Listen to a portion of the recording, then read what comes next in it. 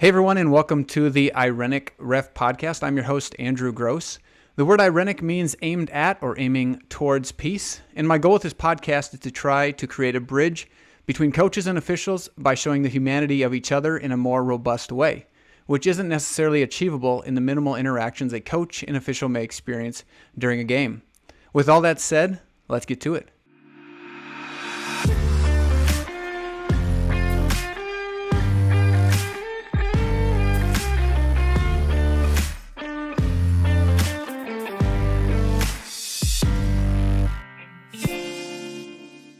Today's guest has been a coach at the high school level for 3 years. She has coached at the travel and club level for 6 years. This past year, she led her team to an appearance in the state AA boys tournament, which was the first time since 2017, and her team was the consolation champions of that tournament. 2 athletes were named to the all-tournament team, and one of those athletes was also named by the South Dakota Basketball Coaches Association to the first team all-state team as well. Along with all that success, last year she was named the 2023 Region 3 Head Coach of the Year. As a high school player in 2016, she was named the Spirit of Sioux recipient, South Dakota Miss Basketball, South Dakota Gatorade Player of the Year, and South Dakota Female Athlete of the Year. She is no stranger to both realms of the game of basketball since her dad has been a longtime official in the state of South Dakota. She was the 7th person in her family to play basketball at Northern State University, and she is also the founder and director of Kusler Clinics, yes, clinics with a K. Please welcome Brianna Kusler. Thank you for having me on. I really appreciate it. I'm excited for the conversation that we're going to have, and I think this is an awesome podcast to really show the true connection. And sometimes it's often there people think there's a divide between coaches and officials, and really we're all on the same team, and essentially, I mean, it's for the kids. So I know that's cliche to say, but it's the reality of it. We wouldn't be doing it if we weren't doing it for that. Yeah, absolutely. I agree. And I just want to clarify, it is Brianna Kusler? Yes, Okay, yes, okay, good. All right, just wanted to make sure so I'm not calling you Brianna or Brianna and it's not correct. Brianna Kusler. All right. And yep, so the yep. first thing I want to jump into is you many people may not know this about you, and you are a humble person that you don't even write it in the intro. You were, in the state of South Dakota, the first female boys AA basketball head coach in the entire state of South Dakota to be named that. Just tell me about that experience. You mentioned how you were like 6 years, you're doing travel, you're doing club coaching, founder and director of Kusler Clinics, and then you got offered this position. Like, tell me the experience, maybe some of the emotions that came with that. I'll let's go back into my college years, which it's getting longer and longer away. It wasn't that long ago, but I'm starting to feel old right now. But I started Kusser Clinics, and my whole goal afterward was it initially just started as a gig that would be cover my summers in college. As a college athlete, it was difficult to hold a steady job throughout the school year. So that was what something I was really passionate about and sparked my interest, and was kind of easy because it was something that I was already doing all the time. And so it really started as a volleyball program because at that time, actually, there was no NIL, or the rules were extremely strict within the NCAA that I could not legally host basketball camps because I was a college basketball player. And so throughout college, actually, my parents held ownership of Kusler Clinics so I could work for them, and then still kind of a roundabout way of still doing what we did. But, it was after college, I was planning to kind of take that on full time, which was not something that I intended originally. I really never saw myself as a high school or even college coach. At one point, I dove into the idea of maybe seeing how far I could take the either playing by going overseas or doing collegiate coaching. But then I kind of just started to realize what was all involved in the recruiting element and the travel, especially at the Division II level or lower. The travel involved in recruiting is just insane. You're not fortunate enough to be flying private everywhere. But so that kind of deterred me a little bit from taking the college route. But I really did not ever see myself in the high school level. And Scott DeBoer, who was the girls basketball coach in Pierre before Kirk Bebout is now, and he had called me up, and he was there. His family was moving to Watertown, and um, they kind of wouldn't leave me alone about at least just applying. And I said, all right, sounds good. I'll try it. And long story short, I did not have get the girls job, but I ended up coming on as an assistant for Terry Becker and the boys program. I was the sophomore coach that my first year on staff, and then Coach Becker had taken a year off before then joining the girls program. He couldn't stay away for very long, uh, and then I took over. And so it was a pretty quick turnaround and something that I really was pretty set on it being a one and done year. I would help them out and get that experience, but then I would end up being back in Aberdeen and just continuing to pursue what I had originally planned. And again, it goes back to God's plan is far greater than anything that I could ever dream up. So ended up falling in love with the town of Pierre, the area in Pierre, the school district. I'm really fortunate to be surrounded by some incredible coaches that are within the Pierre School District, and then just building some friends that I never would have ever had if I didn't come this way. And now I'm living in paradise, and wouldn't want it any other way. So that's kind of been the story, long story to get to where we are right now. And it was never when I applied for the head job, there really were never any conversations, or it never even really crossed my mind, nor did it. I didn't even know that I would be the first head woman or the first female head boys coach. If I'm being honest, I think it was a lot of overkill on on interviews, and I'm sure there's plenty of people out there that were like, "Oh my goodness, another story. It's the same thing over and over." And I just would like to say that on the record, I was the same way. So you guys, people that rolled their eyes, I was right there with you. So, I do think that it's something that I'm proud of. Wasn't something that I necessarily intended for, but I think that there can still be really positive things that come about from it, and hopefully it encourages somebody in their journey of coaching or anything to just follow your heart and follow your passion, and regardless of who's in what position. I think that overall it needs to just be the best candidate for the job is what the way that I see it, and whether that is a female, a male, in whatever profession it is, that's really what it comes down to. And I'm really fortunate to be surrounded by some tremendous coaches as well with on my staff, and then just throughout the state that have really eased the transition of. I was 23 years old when I took over a head coaching position. I was young, and I mean, still at 26 right now, there's a lot of learning curves that I'm still navigating. But if I didn't have the support system and the colleagues that I have an opportunity to work with, I would be where I am right now. Yeah, and I want to press in a little bit further on this because I talked about it in 2017. That was the last time the Pierre boys had been to the state tournament. And I had officiated the Pierre boys in the past. There just wasn't like this giddy up. There wasn't like this response from the coaches.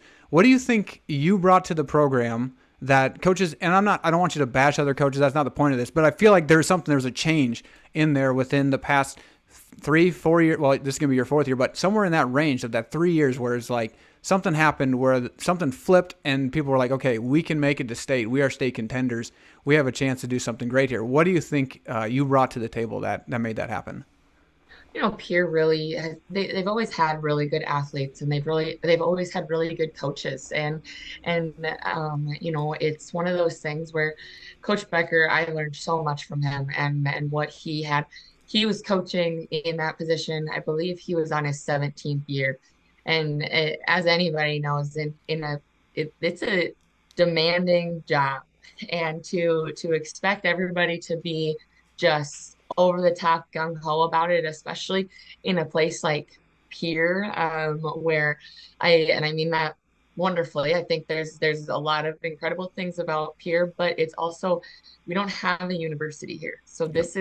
this is people's Super Bowl. It is, and for the longest time, I mean, it's South Dakota basketball. There's nothing else to do in the middle of winter, so they get really excited about that. And but I don't think that it was anything to do with Coach Becker, but I do think that there was at times kids now are like the just a renewed excitement, and Yeah. I think that would have come with anybody in a position. And it was just something.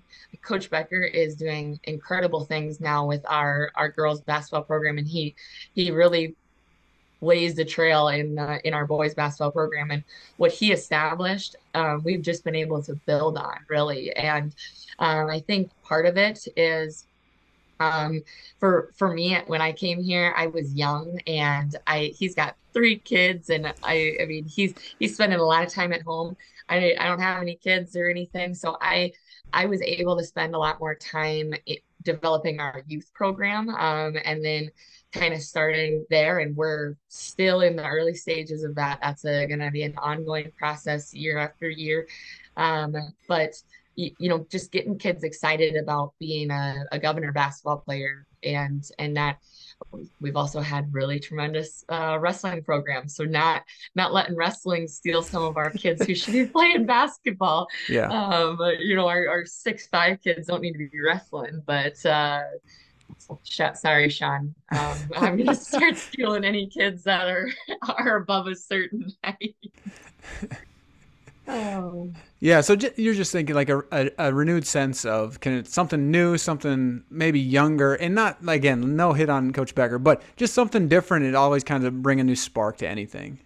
Right. Yep. Absolutely. And I think it would have been anybody who was able to step into it. It's you have a tremendous community support behind you, and again, yeah, just like you said, just kind of a renewed sense of excitement and finding that joy of basketball again. And I mean, my goodness, I don't know if you've had an opportunity to officiate in Pierre, but that really is an experience, especially, I mean, when we have packed house in there, standing room only, it can get really loud and really rocking. And I loved it when I was playing against them, Yep. and Yep. I love it as a coach as well. I think that I kind of thrived off of the the villain role, and even though I never could talk trash or anything like that. I wouldn't have been good at that. But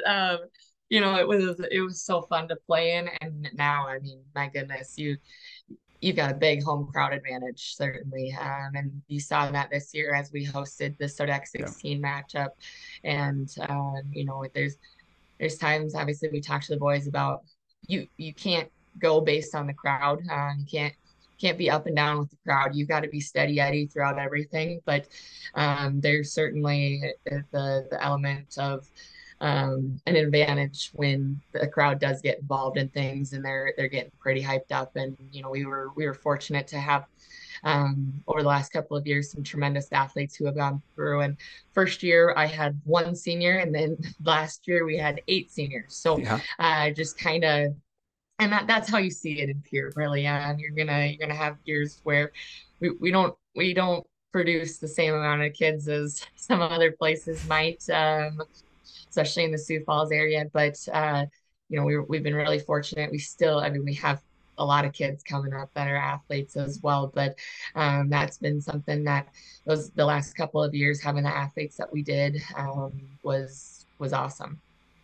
Yeah, and I remember being in Pierre. My sister, I believe you know her. She played at Huron for a little bit. Obviously, Yeah. the atmosphere at Pierre is incredible, and going out there for some states and things like that, it was awesome. But yeah, speaking of that, like my sister, you growing up, going to high school, playing in those facilities. Like, tell us more about yourself, where you grew up, who your family is, some of your hobbies, other things like that. Yeah, I grew up in Aberdeen. I graduated from Aberdeen Central in 2016. I played volleyball, basketball, and I ran track for all 4 years of high school. And then I went on to Northern and played basketball for 4 years, and then graduated quite anticlimactically during COVID in 2020. And I remember submitting my final paper and we didn't have a walk or anything, graduation or anything. So it was very anticlimactic, like, oh, okay, I guess we're done now. But you know, I come from a family that is very sports oriented. I grew Yeah. up in a gym, and that has been the biggest blessing in my life. I think there's so many incredible things that can be learned in within sports and just the relationships that you form in that. But I mean, my from a young age, my parents in city league basketball or city league volleyball or anything like that, I would be in the corner and. They just bring my toys and that was and then my siblings as well and I have three younger siblings. I'm the oldest of four and my brother Brandon, he is actually a graduate assistant baseball coach at Northern right now. He played baseball at Northern. And then my sister is a junior right now playing volleyball at SMSU in Marshall, Minnesota. And then my youngest brother, who I'll talk about him a little bit later too, and the connection that we've been able to have over the last couple of years. But he is a senior now at Harrisburg, and he is a basketball and baseball kid. So, but you had mentioned in the intro, I was the seventh person in my family to play basketball at Northern, and I was always going to be that person that broke the trend and it was just unbreakable to be able to like I wanted to be different and go somewhere else and but I ended up at Northern and I had a wonderful experience over those 4 years and I wouldn't change it for the world. It really has given me opportunities that I'm forever grateful for. But that's kind of my background growing up. And now I am a preschool teacher and at Chalk Preschool. And then I also do in the summers I help out with a mowing company and just kind of got some odds and ends jobs everywhere, kind of Yeah. something new every day. So it's exciting. Yeah, it kind of sounds like officials in some, how we do that as well, have Yeah. different jobs here and there. But yeah, you talked about how you got involved and started in your coaching. Maybe tell us now some of the people that influenced you. You talked about Coach Becker.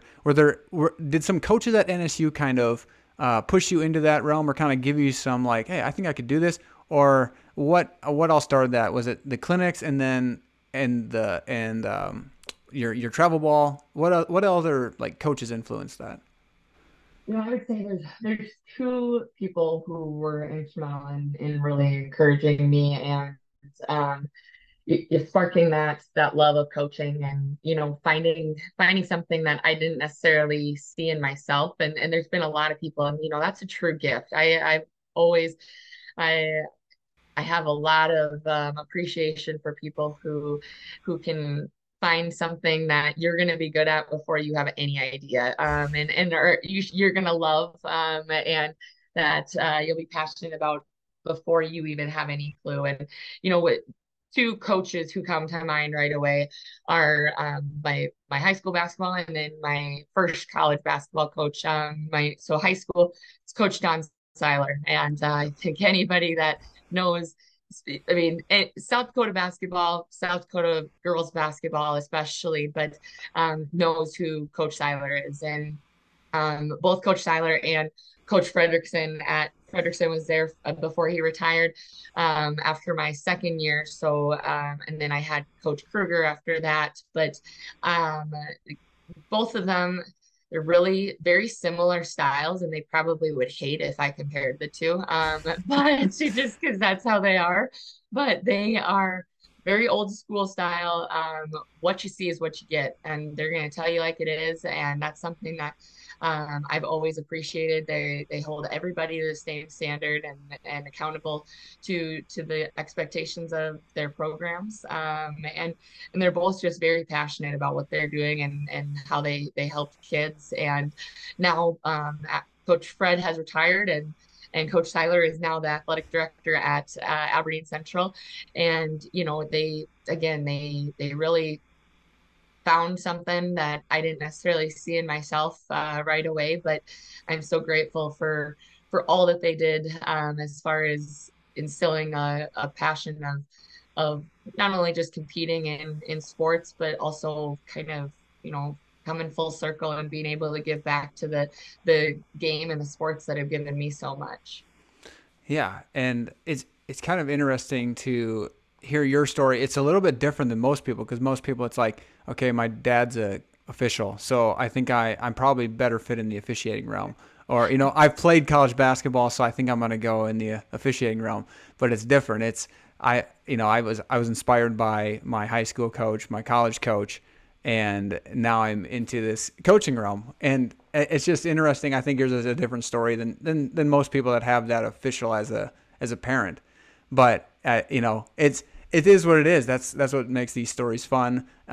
But along with fun stories, tell me something about your coaching experience where you've just had a fun experience, whether that's with a player with if you want to, we can start first with like maybe players, and then we'll move on to officials if you had another fun experience with them. Yeah.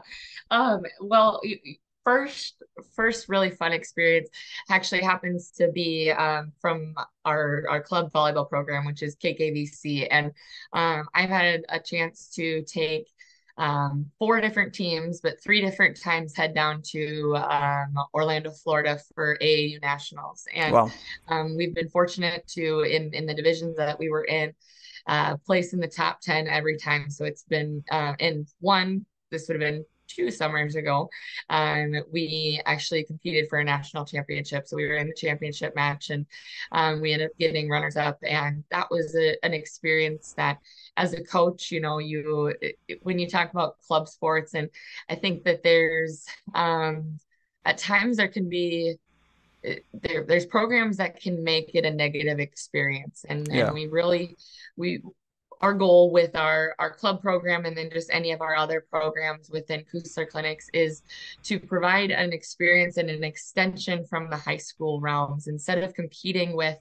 I think kids need to make sure that they're involved in a lot of activities, and the last thing that we want to produce is single sport athletes. And some people will disagree with that idea, and especially in today's society. But um, we really do our best to work around high school sports, and we don't start until after basketball season because we have so many kids who are involved in high school basketball or anything else in the winter. And then we're done before track wraps up because we want them to be able to golf or be tracksters in the spring, and really not conflict with that. So while that experience was so awesome, it was the one thing that we heard over and over, we've been hearing whenever we go down there, is coaches and college coaches in particular who watch our kids and immediately can see that they are multi-sport athletes just based on how they physically are built and how they're maneuvering their bodies and everything. And we've gotten that same the same comments in the basketball season as well. The physicality, especially. I mean, basketball. Anybody who says basketball isn't a physical sport is not out there on the floor.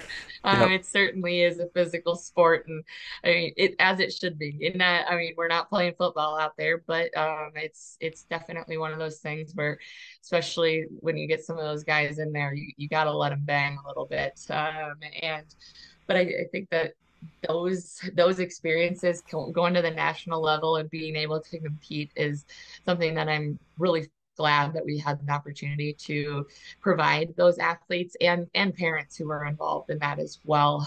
So that was, I know that's volleyball related more than anything. But then the other thing that I personally have really had an appreciation for is I got to coach my sister in club volleyball before she went on to college, and then I am coaching against my youngest brother Braxton when my parents had lived up in Aberdeen forever, and they moved down to Sioux Falls or the Yep. Harrisburg area 2 years ago, and so I actually coached against Braxton when I was the sophomore coach at against Aberdeen Central.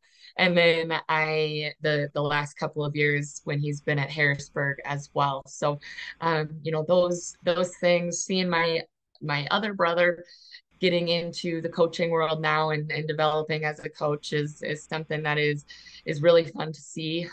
So I've been really blessed to be surrounded again by a lot of really cool people. But I think that something that I at times forget about is how awesome. Not very many people get to experience what I do, and I know my parents they can't stand it. They can't wait until we're not coaching against my siblings anymore because my brother Brandon, as the baseball coach, coaches against Braxton in baseball too. So it's a double-edged sword for them. It's not enjoyable. They don't like it at all. So yeah, but those I think from my player standpoint is definitely two that come to mind right away of just how neat it really is to and what the coaching world can really bring you. Yeah, and you talked about your dad, obviously an official. You probably had many memorable interactions with him. Is there a memorable interaction with an official you've had besides him? Maybe it's me. It doesn't have to be me, but is there one that you can think of that's a memorable interaction with an official? You know, I mean the state tournament for us and it being correct me if I'm wrong, this was your first state tournament. Yeah, that's Is that correct. Yep. correct? So we both kind of had that connection um of being able to experience a state tournament as an official and as a coach. So that, but then, something that I think is really neat now, and I don't really have the too much of a connection to the other coaches from my playing times just because I was on the girls' side and most Yeah. of them have always been on the boys' side. That hasn't I mean, it still allows us. We've been able to connect on many different levels still, but it's the interacting the interaction, excuse me, with officials who officiated me and especially as a player, but then ones who just have a really good relationship with my dad and a connection there and longtime friends and stuff. That's always been really enjoyable. Can I get after officials at times? Absolutely. But it's more like I love the conversations and the just being able to talk to them as people. And that's something that I really appreciate that you guys do as officials is you're willing to have the conversations and you're willing to not only I mean, give us the reasoning of things, but also like we don't. Yes, we're in the middle of a basketball game, but hey, how's the wife and kids doing? Or Yeah. so I can just have that human conversation, human interaction within the intensity and the thrill of the game and stuff too. So, and that doesn't happen without good, genuine people and just having those relationships formed prior to that, which comes from things like this, which is why I am such an advocate for what you're doing with this podcast. Awesome. Yeah, I appreciate that, and that's a big thing too. I'm working at that as well. I'm one of those people that is like, man, I think I need to like see a coach as a person because sometimes I'm just in the zone and calling calls and how could you not see that? That's what I called. But I'm not understanding. Okay, Yeah. the opposite side of that is you're a coach. It's not like a livelihood is at stake, but you have a career in this and you want to keep it. And so we got to be able to understand each other. And I just sometimes forget that as well. So that's part of the reason, again, why I'm trying to do this as well. And so speaking of rules or speaking of missed calls or calls in general, What's a rule that, I mean, whether it was the time you were playing, that could be in college as well, but maybe at the high school level, what's one that you saw that you were glad that was added, and then along with that, after that, what's one that you wish was either removed, modified, or you just don't like at all? So the rule that I think across, and we've had it for a while, but they've mandated it across the U.S. is the shot clock. Mm, I think it has improved the game tremendously, the speed of the game. You can't just, I mean, you're not seeing the games that end in 4-6. yep, And you're just the possessions are a lot faster, even though, I mean, my goodness, 35 seconds is a long time, yep, really. But there's also some strategy involved as far as I mean, if you can get somebody struggling in the backcourt for 8-9 seconds, well, yep, all of a sudden they're down to you know, before they're starting their shot clock calls. I mean, they gotta hustle into their offense pretty quick. So, I think that shot clock overall has definitely been a positive addition. And the rule that I think I'm interested to see, it's actually one that'll come into effect this year, yeah, and that is the going, and it's something that actually I had experience with my last 2 years of college because they changed the rule in for women's college, but that is the automatic double bonus after the fifth foul of each quarter, reset each quarter. yeah, And I don't I don't love it. I'm yeah, gonna be honest. I loved it as a player because I was a pretty good free throw shooter. So yeah, I'm like, awesome. I automatic 2 shots, sweet. But I think that there's we've and this is coming from somebody who has coached teams that have lost some heartbreakers because we couldn't put the ball in the hoop on one-on-one free throws. yep. It cost us a trip to the state tournament my first year.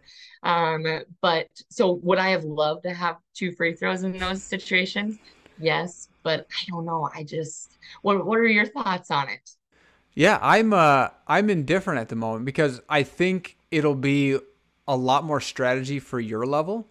Yeah, I'm not saying it's not going to be more strategy at the lower levels. I just think that it'll, in my opinion, it's going to benefit the game a little bit better in the lower levels. In the higher levels, it's going to be more strategy when it comes to that sort of gameplay and how do you prevent, but also like strategically foul in certain situations. So that's my perspective on it. I really don't care either way. I'm just calling fouls and calling yeah, things yeah, and then throwing the ball for them to shoot the free throw. So yeah. I'm indifferent either way. Sure. It's one of those I didn't love their reasoning of it initially, which was protection on rebounding and things like that, to where, I mean, how many injuries take place because of rebounding off of free throws? I mean, and I think that I mean, if we might as well wear helmets out there then, goodness great, if we're gonna start and bubble wrap, because you're not gonna prevent everything. But Yep. I don't know. I think, yeah, I think there's going to be some strategy involved. And, there's nothing worse than getting to, you've got two fouls and you need to get the team to seven fouls previously. So, Yeah. I do think that, I mean, that's still quite a few fouls too. I mean, 10 fouls now, obviously, which that still adds up, Yeah. but Yep. I definitely think you're gonna see first and third quarters. I don't think you're really gonna see an impact on it. But I mean, goodness, you get into 6 left in a game, and you've hit five fouls. Like that's you're sitting pretty good right there.